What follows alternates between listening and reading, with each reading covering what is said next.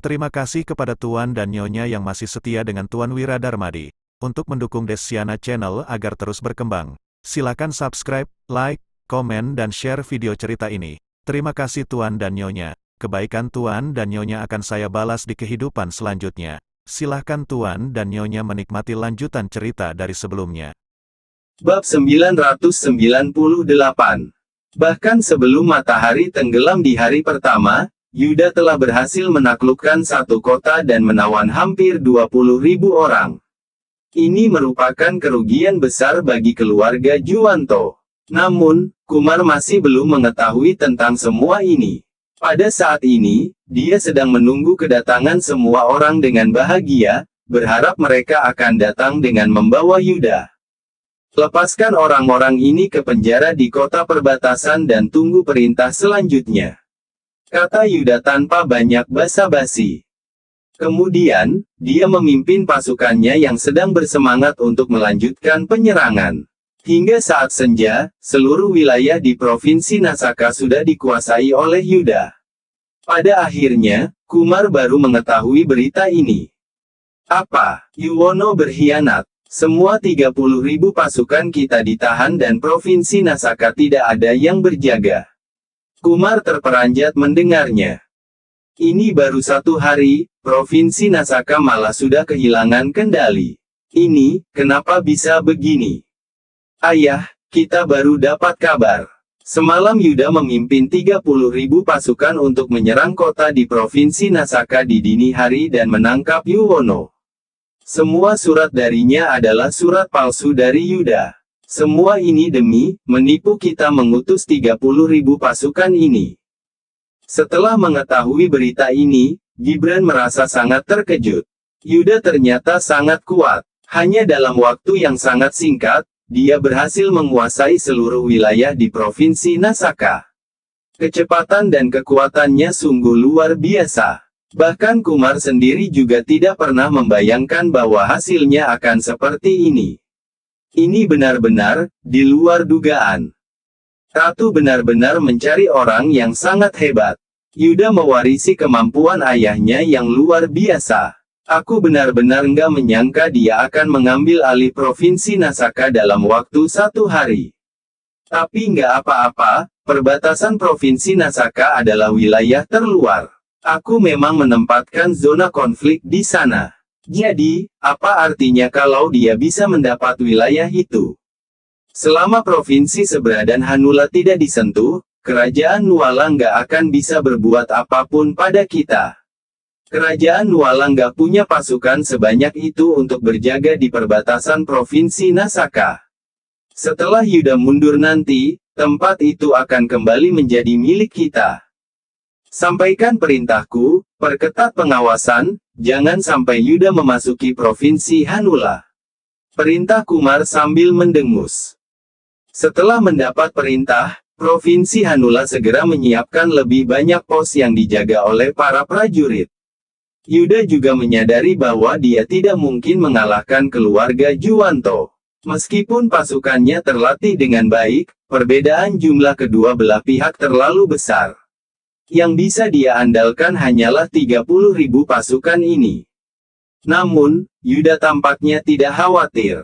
Setelah berkemah, dia segera menulis 2 pucuk surat dan mengirimnya keluar pada hari yang sama. Surat pertama dikirim kepada keluarga Barus, sementara surat kedua tiba di tangan Wira. Kondisi perang di 3 provinsi pertama kali diketahui oleh Biantara, yang kemudian menyampaikan berita tersebut kepada Wira. Melihat hasil pertempuran, Wira tersenyum tipis. Yuda memang hebat, kecepatan penyerangannya ini bagaikan dewa perang. Bisa jadi setelah wilayahnya diambil alih selama seminggu, keluarga Juwanto malah masih belum sempat bereaksi. Ini sungguh menarik. Setelah itu, Biantara berkomentar. Kak Wira bilang tindakan Yuda sangat cepat, tapi kenapa aku merasa dia nggak serius ingin berperang? Bab 999. Tentu saja, mustahil sekali kalau mau menghancurkan keluarga Juwanto hanya dengan menggunakan 30.000 pasukan. Tindakan Yuda ini pasti perintah ratu untuk menyerang keluarga Juwanto untuk memberi peringatan. sekaligus memberitahu seluruh dunia bahwa siapapun yang berani memberontak pada kerajaan Nuala akan dibantai. Hanya saja, sepertinya nggak akan cukup dengan begini. Menurutku, sepertinya surat Yuda akan datang sebentar lagi. Usai Wira berkata demikian, Biantara langsung tercengang. Kak Wira, maksudmu, Yuda mau bekerja sama dengan kita? Wira tersenyum seraya berkata, kalau aku jadi Yuda, aku akan melakukan hal itu. Bekerja sama dengan keluarga Barus dan kita untuk menghadapi keluarga Juwanto. Mengenai keluarga Barus dan keluarga Juwanto tidak perlu dijelaskan lagi, mereka sama-sama berambisi untuk merebut kekuasaan. Sementara itu, kita punya dendam dengan keluarga Juwanto. Keluarga Juwanto sudah beberapa kali mencoba mencelakaiku, wajar saja aku akan turun tangan untuk menghadapinya. Jadi, Yuda pasti akan meminta bantuanku untuk bekerja sama dengannya. Asalkan kita turun tangan, meski keluarga Juwanto nggak hancur, mereka nggak akan berani lagi membuat kekacauan selama beberapa tahun. Bahkan, mungkin saja mereka akan menyerahkan Pangeran Yahya untuk menjamin keselamatan sendiri, kata Wira menjelaskan. Mendengarnya, Biantara sontak terkejut. Kalau memang begitu, apakah Kak Wira akan bertindak? Wira kembali melanjutkan. Tentu saja, keluarga Juwanto sudah beberapa kali ingin mencelakaiku. Wajar saja aku menyerang mereka, kan?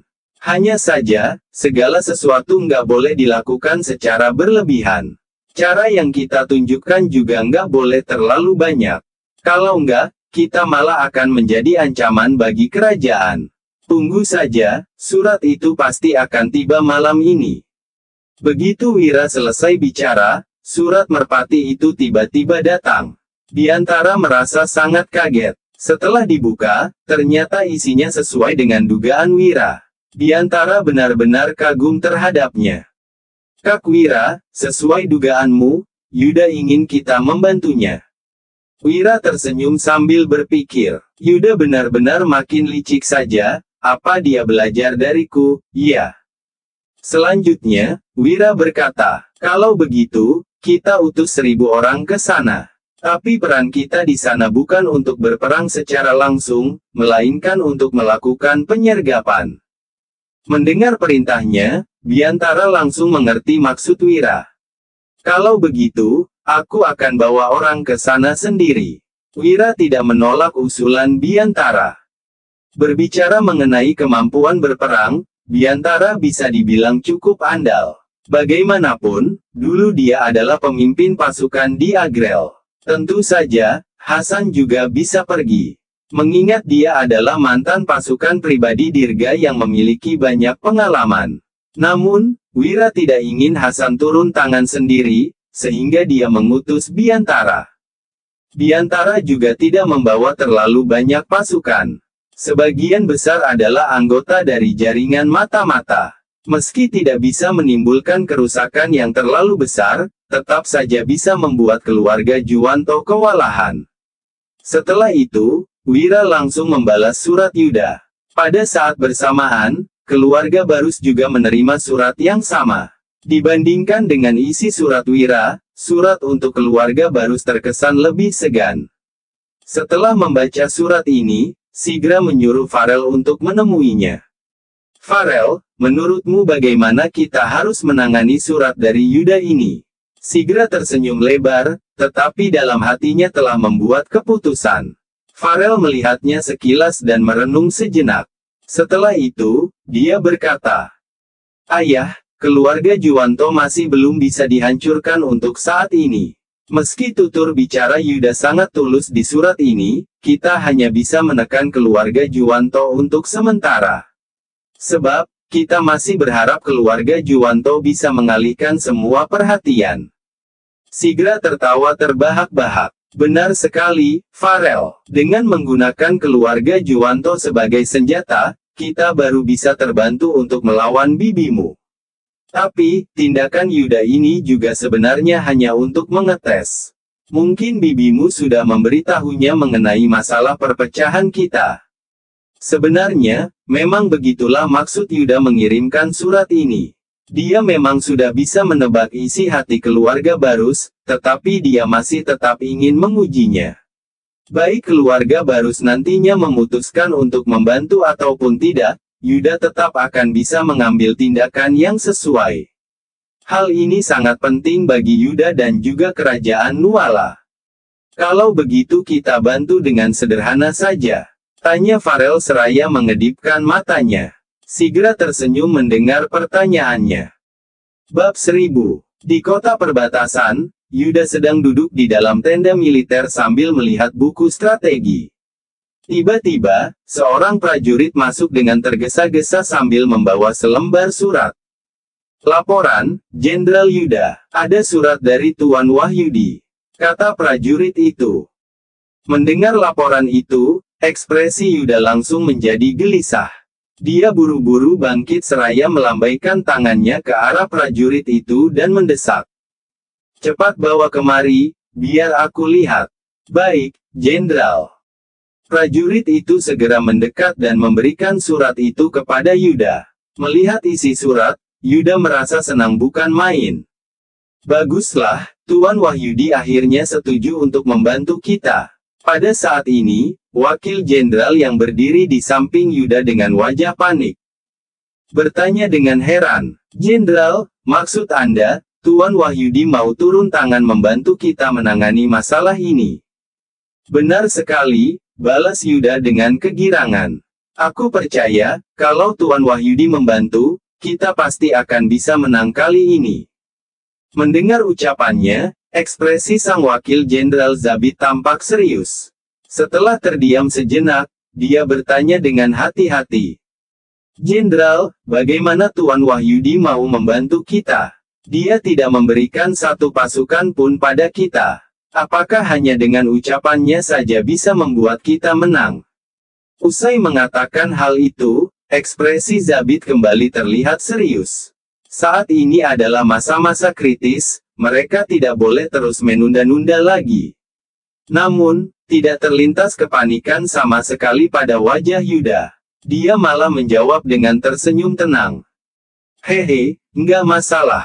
Tuan Wahyudi punya banyak cara dan taktiknya juga sangat hebat.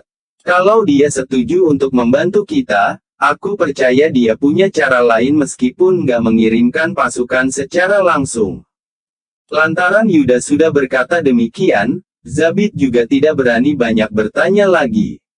Dia hanya mengangguk dan berkata, semoga saja begitu. Tiba-tiba, seorang prajurit kembali melapor ke dalam tenda.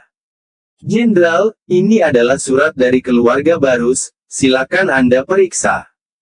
Senyuman Yuda tampak semakin merekah, dia mengangguk dan menjawab. Hehe, bagus. Bawakan ke sini untukku. Prajurit itu langsung maju dan menyerahkan surat tersebut. Jenderal, apa isi surat itu? Tanya Zabit dengan tak sabaran. Setelah terlihat terkejut sejenak, Yuda menyerahkan surat itu kepada Zabit dengan ekspresi yang penuh pengertian. Zabit buru-buru membaca surat itu, lalu tertegun. Ini surat dari keluarga Barus. Tapi Jenderal, kalau keluarga Barus mau membantu kita, kenapa mereka hanya mengerahkan 5.000 pasukan? Dengan wajah keheranan, Zabit bahkan meragukan dirinya salah membaca isi surat tersebut. Pasalnya, ini benar-benar di luar dugaan. Dia melihat ke arah Yuda, lalu bertanya dengan panik.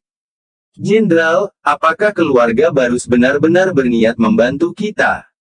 Tentu saja, jawab Yuda. Bab 1001. Yuda tersenyum, tidak terlihat sedikit pun kepanikan dan kebingungan di wajahnya, seolah-olah semua ini berada dalam kendalinya. Ketika melihat ini, Zabit merasa makin bingung. Dia menatap Yuda dengan curiga sambil bertanya. Jenderal, kenapa kamu tersenyum? Ini tentang kemenangan kita melawan keluarga Juwanto. Aku nggak ngangka keluarga Barus akan seperti ini. Bukankah mereka jelas-jelas mempermainkan kita? Mendengar ini, Yuda pun menggeleng dengan tidak acuh. Dia menimpali dengan lirih. Sebenarnya, keluarga baru sudah termasuk luar biasa karena mengutus 5.000 pasukan untuk kita gunakan. Hah? Zabit tampak bingung. Jenderal, aku nggak ngerti. Aku nggak perlu memberitahumu tujuan perang ini lagi, kan? Balas Yuda sambil menatap Zabit lekat-lekat. Kemudian, dia meneruskan dengan tegas. Keluarga Juwanto menyerang karena mereka memiliki Pangeran Yahya. Ratu menyerang karena mendiang raja menyuruhnya menggantikan putra mahkota untuk sementara waktu. Kedua pihak ini sama-sama memiliki alasan. Tapi, keluarga Barus nggak punya siapa-siapa. Mereka nggak akan bisa bertindak jika dunia ini terus damai. Dengan memanfaatkan kekacauan, keluarga Barus baru bisa mendapatkan keuntungan. Jadi, mengutus 5.000 pasukan sudah termasuk toleransi terbesar mereka, lanjut Yuda yang menarik napas dalam-dalam. Ekspresinya tampak sangat serius. Maksud Jenderal, keluarga Barus nggak ingin menyinggung siapapun, jadi bertindak seperti ini. Tanya Zabit. Mendengar ini, Yuda tersenyum sembari mengangguk. Sesudah mendengar analisis Yuda, Zabit akhirnya mengerti. Dia mengangguk sambil berkata dengan lirih. Rupanya begitu. Mereka nggak ingin menyinggung siapapun, jadi terus bersembunyi untuk menunggu kesempatan. Setelah mengatakan ini, Zabit merasa ada yang tidak beres. Dia segera menunduk, lalu menjelaskan dengan panik. Maafkan aku, Jenderal, aku sudah salah bicara. Jika ada orang yang sengaja menyebarkan pembicaraan mereka ini, Zabit bisa saja dihukum penggal. Kini, Zabit tampak gemetaran dan takut, sampai keringat dingin bercucuran di dahinya. Dia menatap Yuda dengan agak gugup. Yuda hanya menggeleng ringan dan membalas dengan suara rendah. Atur dulu 5.000 pasukan yang diutus oleh keluarga Barus. Baik, Jenderal. Ketika melihat Yuda seperti tidak berniat menyalahkannya, ekspresi Zabit menjadi agak lega.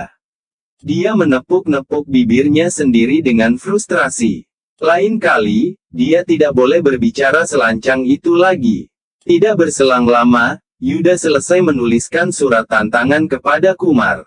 Akan tetapi, ekspresi Zabit tampak agak masam. Setelah ragu-ragu sejenak, dia berucap.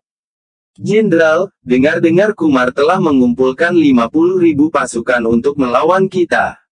Kesenjangannya terlalu besar, gimana bisa menang? Meskipun begitu, Yuda tetap terlihat tenang. Dia menyahut. Nggak masalah, ada penasihat militer yang membantu kita. Kita sudah pasti memenangkan pertempuran ini. Kemudian, Yuda memerintahkan dengan tegas. Suruh Kumar menunggu kita di persimpangan antara kedua provinsi besok siang. Kita pasti akan mengalahkan mereka. Bab 1002. Beberapa saat kemudian, Kumar akhirnya menerima surat tantangan tersebut. Awalnya, Kumar sedang duduk di kamp sambil menikmati teh. Ketika menerima surat dari Yuda, dia pun tertegun sesaat sebelum tertawa terbahak-bahak. Kumar segera membaca surat tantangan itu. Kemudian, dia melemparkannya ke samping dengan ekspresi menghina. Menarik sekali, Yuda mengira dirinya begitu hebat. Dia ingin mengalahkan 50.000 pasukanku dengan 30.000 pasukannya. Dia kira dirinya dewa perang yang tak terkalahkan. Konyol sekali, hahaha. Wakil Jenderal yang berdiri di samping Kumar pun mengangguk sambil membalas. Benar, meskipun Yuda dikenal sebagai jenderal tak terkalahkan, kesenjangan kekuatan kali ini terlalu besar. Dia sudah pasti akan mati, kecuali menyerah dan tunduk kepada kita. Perkataan wakil jenderal ini membuat Kumar tergelak lagi. Sorot matanya tampak berbinar-binar, sedangkan ekspresinya dipenuhi keangkuhan. Kali ini, Kumar yakin dirinya akan menang. Dia bersumpah akan melenyapkan Yuda yang merupakan momok terbesar ini. Setelah Ratu kehilangan orang kepercayaannya ini, dunia ini pasti akan menjadi milik keluarga Juwanto. Hati Kumar dipenuhi penantian. Dia terkekeh-kekeh sambil mengangguk, lalu menggebrak meja dan bangkit dari kursinya. Dia memerintahkan. Kumpulkan pasukan, ikut aku ke persimpangan Provinsi Nasaka. Baik, dengan demikian, sekelompok orang segera menuju ke Provinsi Nasaka. Di sisi lain, Yuda dan 35.000 pasukannya sudah menunggu di sana. Jenderal, mereka sudah datang. Seru Zabit. Ketika menatap Kumar, ekspresinya tampak serius dan waspada. Ketika melihat sudah dekat, Kumar tiba-tiba mengangkat tangan untuk menghentikan pasukan di belakangnya. Kemudian, dia menarik tali kudanya sambil tersenyum dan maju beberapa langkah. Ketika melihat situasi ini, wakil jenderalnya Kumar sontak merasa panik.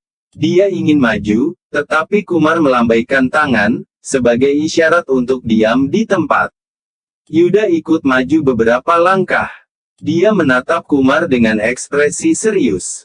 Sesudah itu, Kumar berucap, "Hehe, Yuda, kamu sangat percaya diri dengan kemampuanmu, iya."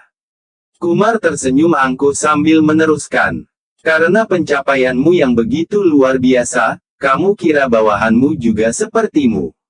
Bisa melawan 3 orang sendirian." Kumar menunjuk ke arah pasukannya dan mengejek, "Jumlah pasukanku ada 50.000 orang. Mereka bisa membunuh semua pasukanmu dengan enteng." "Masa?" Yuda tersenyum tipis sembari menyahut. "Sepertinya, rumor yang mengatakan kamu punya niat jahat, mengelabui orang-orang, dan ingin merebut kekuasaan memang benar. Sejak awal, kamu memang sudah ingin memberontak." Hahaha. Kumar tertawa gembira tanpa terlihat ekspresi bersalah sedikit pun. Sebaliknya, dia justru merasa tindakannya ini benar. Dia berucap, "Sepertinya, kamu juga mengerti kerajaan Nuala akan berganti penguasa. Kalau enggak, mana mungkin kamu mengatakan hal seperti itu?" Bab 1003. Yuda memperhatikan semua reaksi dan sikap Kumar. Raut wajahnya tampak sangat dingin saat menegur. "Jangan bicara omong kosong. Beraninya kamu mengatakan hal lancang seperti itu. Kumar, kamu benar-benar sewenang-wenang." Kumar tersenyum dingin saat mendengar ini. Sorot matanya tampak suram, bahkan terlihat niat membunuh yang jelas. Saking geramnya, dia mengepalkan tangannya sampai terdengar suara kertak tulang. "Hehehe, Jenderal, kenapa kamu nggak bisa berpikir dengan jernih? Meskipun Ratu mengurus negara atas permintaan mendiang raja, dia hanya seorang wanita. Apa wanita sanggup melindungi kerajaan Nuala dengan baik?" sahut Kumar. "Diam, kamu sengaja menghasut orang-orang untuk melawan Ratu," hardik Yuda dengan galak. "Hehehe, lihatlah dirimu, kamu marah karena nggak bisa menerima kenyataan," ejek Kumar sembari terkekeh-kekeh sinis. Kemudian, dia meneruskan, "Yuda, sejak zaman dulu, nggak ada wanita yang menduduki tahta. Masa kamu ingin melihat kerajaan Nuala binasa?" Wajah Kumar dipenuhi amarah. Dia mendengus, lalu mengernyit sambil menambahkan, "Pokoknya, kalau wanita ini memerintah sampai puluhan tahun, kerajaan Nuala yang makmur pasti akan hancur." Ekspresi Yuda seketika berubah drastis setelah mendengarnya. Kumar benar-benar telah dibutakan oleh kekuasaan dan keuntungan. Berani sekali dia melontarkan kata-kata lancang seperti ini. Sungguh konyol. Yuda mendengus dingin dengan ekspresi menghina. Dia menatap Kumar dengan tidak acuh sembari membalas, "Kumar, kamu nggak berhak untuk membuat keputusan. Kalau tahu diri, sebaiknya cepat tarik pasukanmu dan minta maaf kepada Ratu. Mungkin, hukumanmu akan diringankan." Yuda menunjuk Kumar dengan pedangnya. Tatapannya tampak sinis saat melanjutkan, "Kalau terus bersikap keras kepala begini, kamu seharusnya tahu konsekuensinya akan seburuk apa, kan?" Kumar tampak murung saat diancam dan dihina oleh Yuda. Dia pun membentak, "Yuda, kamu juga nggak berhak untuk mengaturku." Setelah mengatakan ini, Kumar tiba-tiba menyadari sesuatu. Dia tersenyum sinis, lalu menatap Yuda dengan tatapan mengejek dan bertanya, "Yuda, kamu terus berbasa-basi denganku? Jangan-jangan kamu sengaja mengulur waktu?" Kumar terkekeh-kekeh. Dia mencemooh. Hehe, Yuda, sebaiknya kamu nggak perlu melakukan hal-hal nggak berguna seperti ini. Untuk apa kamu buang-buang waktu? Kamu sudah pasti kalah hari ini. Atau mungkin kamu punya pasukan yang sedang dalam perjalanan kemari. Perkataan Kumar ini sontak membuat semua orang tertawa terbahak-bahak. Ekspresi mereka penuh dengan hinaan. Mereka sama sekali tidak takut pada Yuda. Bersambung. Nantikan kelanjutan cerita Tuan Wira Darmadi hanya di Desiana Channel. Terima kasih sudah menonton.